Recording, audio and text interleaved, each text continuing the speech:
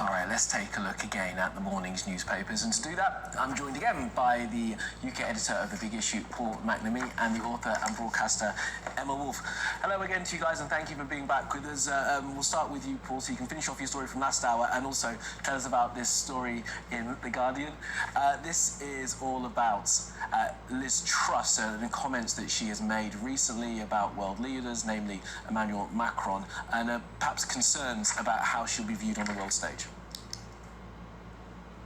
Yes, shall I just dive straight in there? I guess it's always interesting to see how other people see us, and particularly given that there's a new Prime Minister coming in, what other nations think of this. And it's fair to say, according to this particular feature, it's a mixed bag. They think that Washington will welcome some of her foreign policy agendas, but also will have worries about where she is in the protocol and what that means for the Good Friday Agreement, given Joe Biden's huge support for all things Irish. According to this also, there are worries from the EU that Lord Frost will have a quite senior role within any potential Truss administration. France, none of us will be surprised to hear after recent comments, are a little anxious. And it goes on. You can pick any number of the nations. I think the issue here is that Liz Truss has spent a couple of weeks showing her credentials to a particular constituency of potential Tory voters, those who can select her as Prime Minister. So she has had a go at Macron, she's had a go at Sturgeon, she's had a go at Mark Drakeford, the First Minister of Wales. She's ignored Sinn Féin, who are constitutionally the biggest elected party in north of Ireland right now. So she is on, even though she is Foreign Secretary, on a domestic and then wider world stage, has not been covering herself in glory. And I think that what this particular feature shows is that if she really wants to be this outward-facing global leader, she needs to start acting like it. She needs not to have these playground histrionics, but get down to it and show particular global leaders that she can also do the right things. Yeah, just pick up on that if you can briefly then, Emma, because I guess this goes down to the sort of that questions about whether she's up to the job that we're seeing pulled out in some of the polling around Liz Truss being next Prime Minister. Yeah, I mean, the polling at the moment just shows that the UK kind of public don't feel a lot of confidence in her at all in terms of managing, well, very, very low confidence in her in terms of managing inflation and getting the cost of living under control. But last night, this morning, we saw in the papers Liz Truss talking tough on Beijing. She wants to, for the first time ever, China is going to be classed as a threat to British national security. She's very keen to be seen as a tough cookie when it comes to both as Foreign Secretary and as our potential next Prime Minister. She's very keen to be seen as a tough cookie. So it'll be interesting to see how she carries that through as Prime Minister, and also who she selects as her Foreign Secretary, I think. Okay, Emma, let's move on to the front page of the Telegraph. This is a story here about the Sussexes apparently going to miss seeing the Queen as the issue over their security rumbles on. Just tell us about that. Yeah, so it looks like the Duke and Duchess, the Californian Duke and Duchess, will not be seeing the Queen during their forthcoming UK trip. They're due in this country next week, so the week commencing September the 5th, which of course is Tory leadership, new Prime Minister. They also have a short trip to Germany planned, but they are not expected to travel to Balmoral to see Her Majesty, apparently.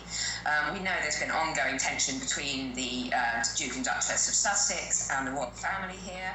There were pretty frosty scenes during the Queen's Jubilee.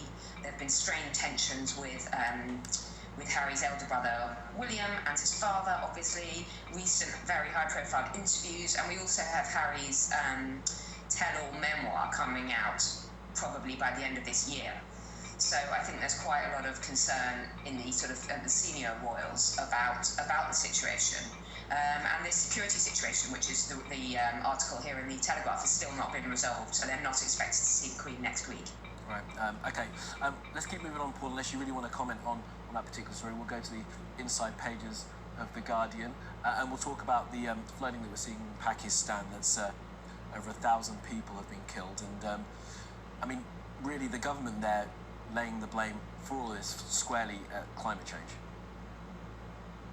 Yes, they're not holding back, and the Guardian quotes Sherry Raymond, senator in Pakistan, naming one extreme weather event after another and leading to these excessive rains that started in the monsoon season a little earlier in the summer. And it's 1,000 dead, and it's potentially going to grow. 200,000 homes destroyed, up to 33 million people affected, potentially displaced. And the things that are shown there show the scale of this terrible weather event. And it's not going to change unless we change our particular behaviours. Also, it's going to have an impact on displaced people moving around the globe trying to find a safe haven, which is going to put pressure on other nations as well.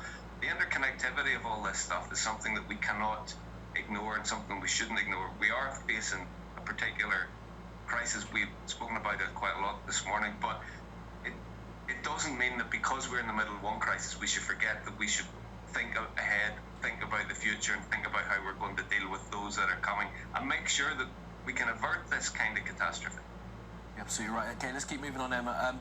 If you don't mind, I'm going to go to sort of a water-related story as well. This is your pick from The Guardian, page 4. Emma, this is about recycled sewage water and calls that we need to be less squeamish about drinking it. I mean, I guess if it's treated, it's fine, isn't it?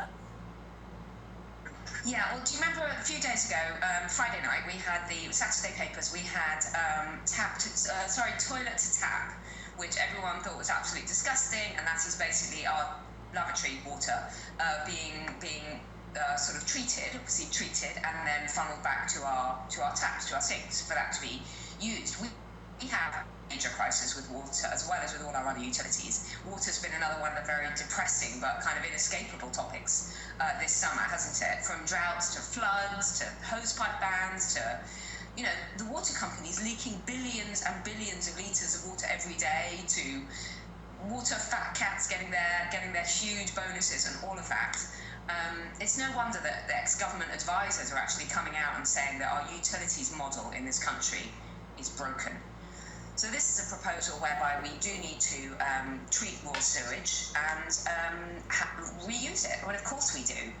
But it's been a concerning time over the summer. We've been hearing about seasides with people swimming potentially in raw sewage, human waste, and all of that. And the Daily Star today are showing, people drinking bog water and all of this kind of stuff. So yeah, we probably need to hold our noses, be less squeamish. I'm not worried about the stuff they treat all the water with, all the chemicals that are going in. Pretty alarming as well. Emma, I don't bring that up as well, because that is a concern. As long as the water's not brown and it's floating in, I'll drink it. Guys, thank you for now. Appreciate it. Plenty more to come in the next hour.